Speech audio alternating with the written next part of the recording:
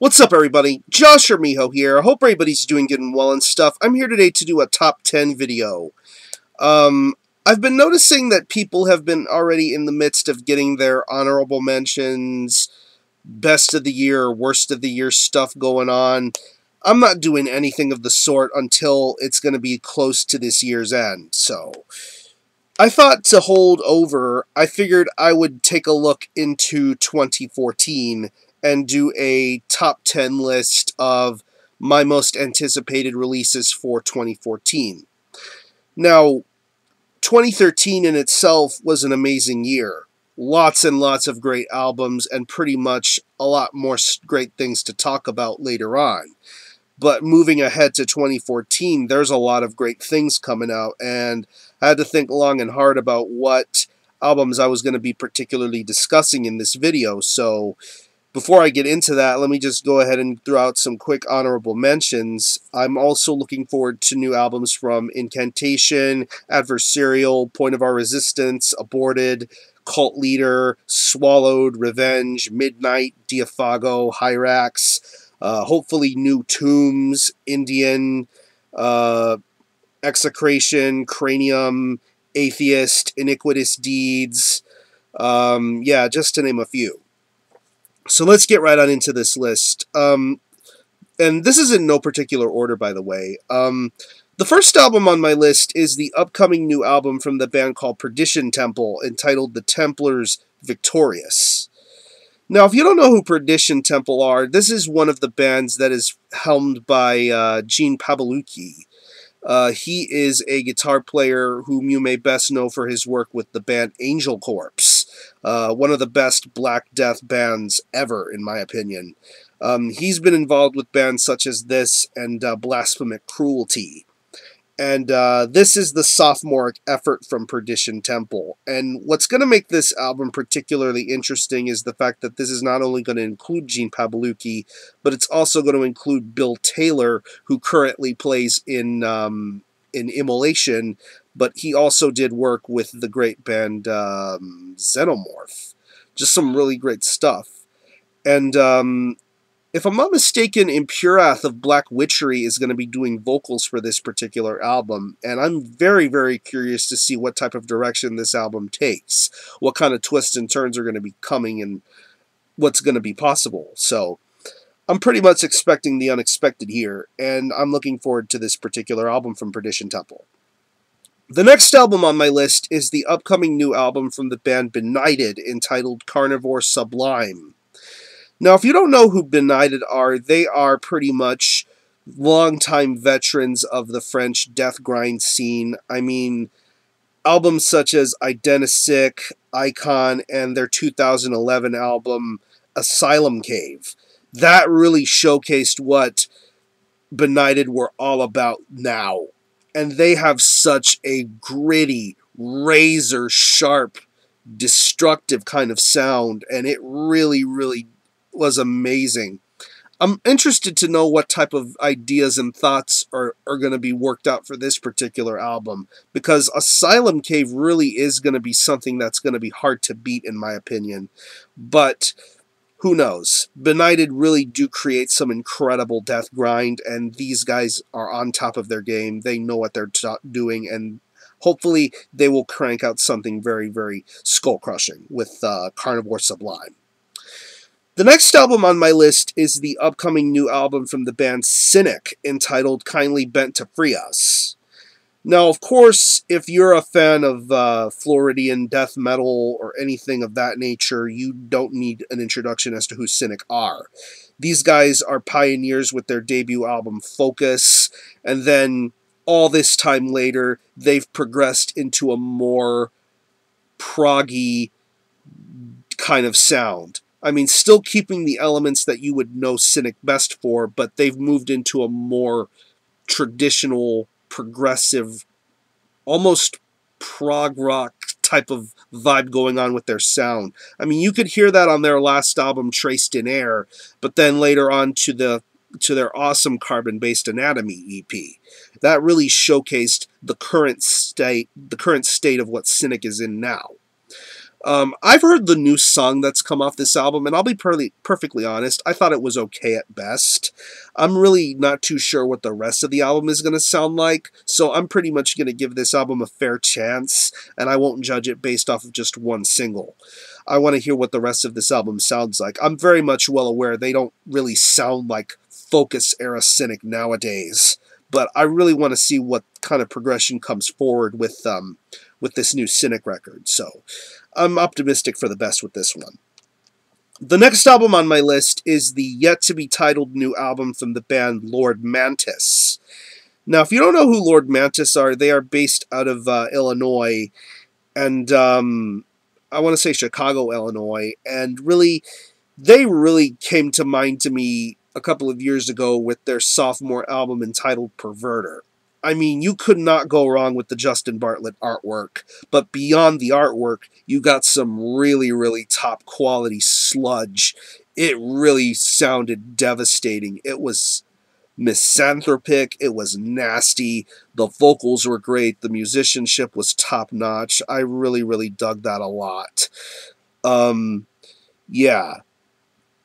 Now they've signed with Profound Lore Records, and I'm really optimistic to hear what kind of continuation there's going to be in their sound. If I'm not mistaken, they just recently added Sorceron from Abigail Williams as a guitar player for the band. So I'm interested to see what type of dynamic is going to be brought forth to this new record. I'm only expecting great things, and I really want to see what kind of direction Lord Mantis take from here. The next album on my most anticipated albums of 2014 list, I'm wearing a shirt of this band, and I'm talking about the yet-to-be-titled new album from Gorgasm. Now, if you don't know who Gorgasm are, they are based out of Indiana, and they really are a marquee name when it comes to brutal death metal and extreme death metal. These guys have been long-standing veterans of the scene. Of course, you know nowadays their singer is currently fronting for Broken Hope, and he's done marvelous things with that band, but now it's time for Damien to return to Gorgasm to help get the wheel rolling on this brand new record. They're on a brand new record label, New Standard Elite, which of course is the label run by Daniel of Inherent Disease. This is a really, really smart move on Gorgasm's part to be a part of this new record label and breathe some new life into it. I think it's going to sound amazing. Orgy of Murder was a sensational comeback for Gorgasm. They hadn't made an album in almost 8 years, and really they came back into form with Orgy of Murder. I thought that album was just sensational. Really, really top of the heap, brutal death metal as it gets. Nothing cliched, nothing too over the top.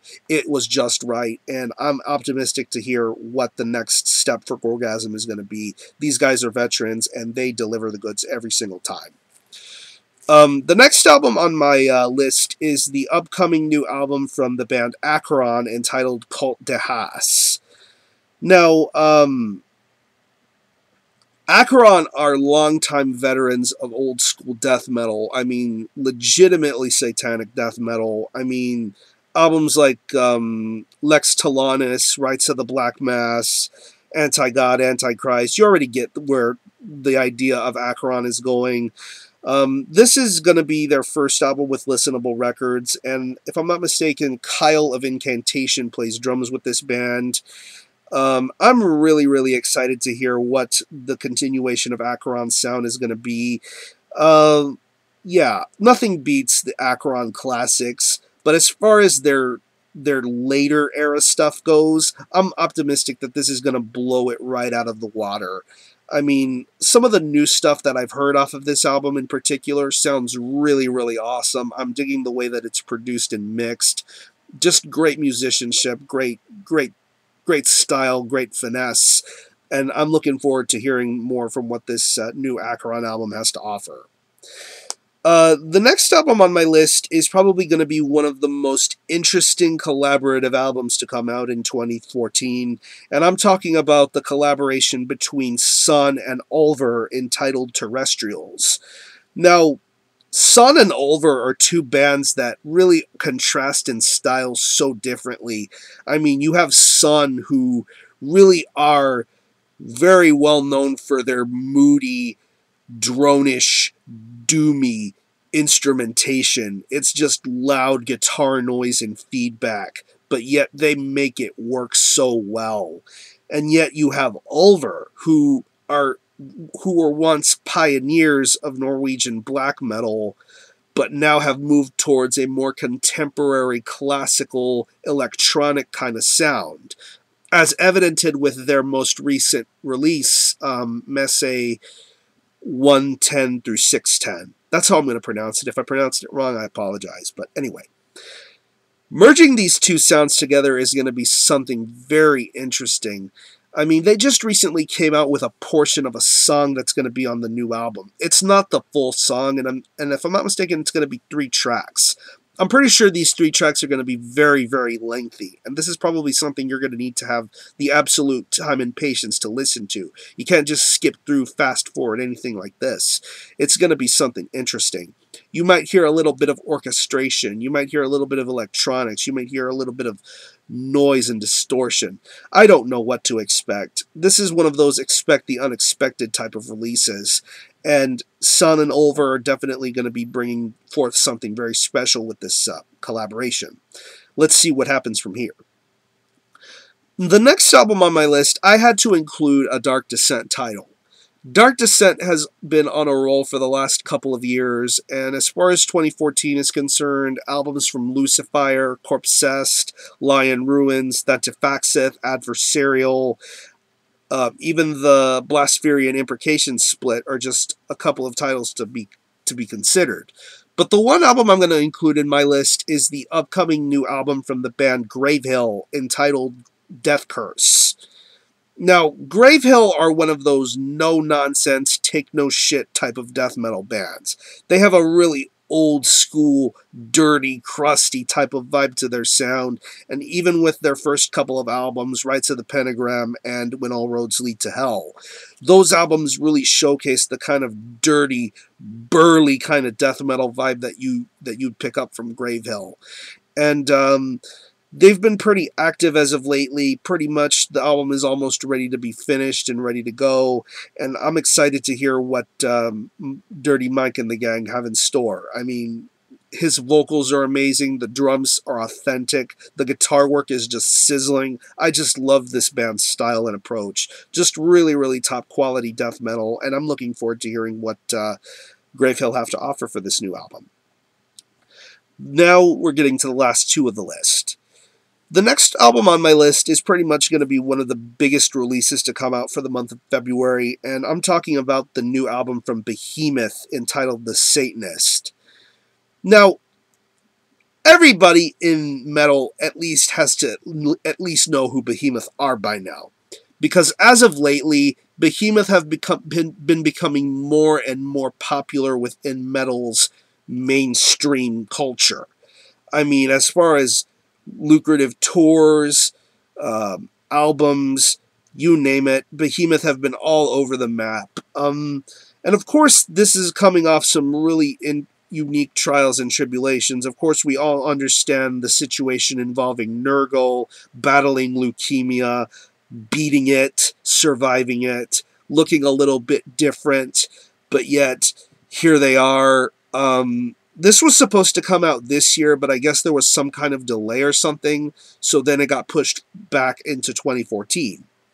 And, I mean, hearing the first single to come off of this album, Blow Your Trumpets, Gabriel, I mean, some people might question the song title, but honestly, I think this song has a shitload of potential. I love the almost bassy, rumbling vibe of the song. I love the lyrics. I love Nurgle's vocal performance. I think it really, really is going to sound like something that could really blow Evangelion out of the water. I mean, even the artwork is fantastic. I can't believe it almost took me a while to realize that the guy who did the art for the Wrath Prayer album did the artwork for this album, for the single of Blow Your Trumpets, Gabriel, and for the album The Satanist. This is going to be something that's definitely going to be interesting. I'm very excited to find out what direction Behemoth are going to take for this album. I mean, it's not just going to be your typical run-of-the-mill Hail Satan type of thing. There's going to be a lot of intelligence and thought behind it. And who knows? We've only yet to hear what the rest of the album is going to sound like, and hopefully it will be a home run. And the last album on my list is definitely something that is going to strike a lot of enjoyment for fans of Celtic Frost or Hellhammer. And I'm talking about the new album from Triptykon entitled Milana Kosmata. In 2010, Triptykon came out, which of course is the latest band to be helmed by Tom G. Warrior, whom you may know from Celtic Frost and Hellhammer, Eperistra Daemons. That album is an epic, swarming masterpiece of just doomy death metal awesomeness. I mean, great lyrics, great vocals, great music. That album had it all. And now, after all this time, we have the second album from Triptykon. I cannot wait to find out what Tom Warrior has in store for this album. He is a master storyteller. He has crafted some incredible music in the past, and it only makes me wonder, how is he going to try to top something that's almost seemingly untoppable like Eperistra Daemons? And this new Triptykon record definitely will have a major, major story to tell. And I'm very excited to find out what Tom Warrior has in store for this album. So, yeah, that's my list. Let me know what you're looking forward to next year. I'm pretty sure there are some albums that I missed out on, but hey, we all miss out on something sometimes. But yeah, 2014 should be really, really awesome. Let me know what you're looking forward to. So I'm going to conclude this list. Thank you very much for watching. Thanks for checking out my channel, and until the next time, Armijo out.